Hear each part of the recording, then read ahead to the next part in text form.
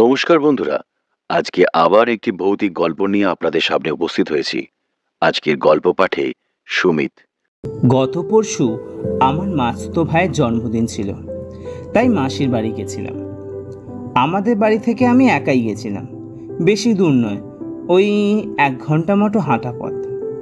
সকালবেলা ওর জন্য একটা কেক কিনে নিয়ে টোটো করে ওদের বাড়িতে গেছিলাম, আর সন্ধেবেলা খাওয়া দাওয়া সেরে ওদের বাড়ি থেকে বেরোবো করতে করতে রাত 9টা বেজে গেল। বারবার বারণ করা সত্ত্বেও মাসি লুচি, মুরগির মাংস, মিষ্টি আর কেক প্যাক করে দিল বাড়ি নিয়ে আসার জন্য।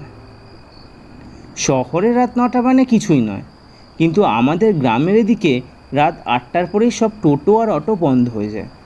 সেখানে আমার রাত 9টা বেজে গেছে।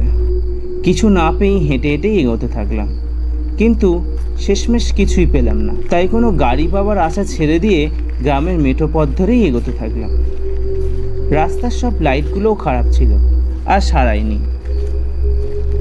হাতে টর্চ নিয়ে এগোতে থাকলাম। এগোতে এগোতে অনেকটা পথ হেঁটে ফেলেছি, কিন্তু বাড়ির কাছাকাছি কিছুতেই পৌঁছাতে পারছি না। কেমন যেন একটা খটকা লাগলো, তবুও এগোতে থাকলাম।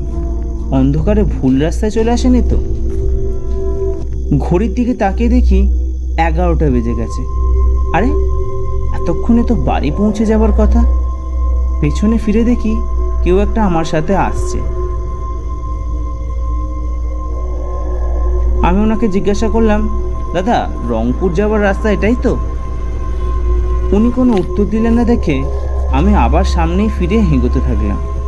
কিছুটা হাঁটার পর আমি বুঝতে পারলাম কেউ আমার হাতের খাবারটা ধরে হালকা টান দিচ্ছে। ব্যাস, ততক্ষণে আমি যা বুঝবার বুঝে গেছি। খাবার ওখানেই ফেলে দিয়ে মার দৌড়। বাড়িতে যেতে দেরি হচ্ছে বলে বাড়ি থেকে কাকা একটু এগিয়ে দেখতে এসেছিল ভাগ্যিস, তাই কাকার সাইকেলে চড়ে বাড়ি পৌঁছলাম। ভেবেই রেখেছি, হাজার দেরি হলেও রাতের বেলা ওই মেঠো পথ দিয়ে আর আসবো না। কিছু গল্প ও কিছু সত্যি ঘটনা নিয়ে সপ্তাহে 2বার করে আপনাদের সামনে হাজির হব আমরা।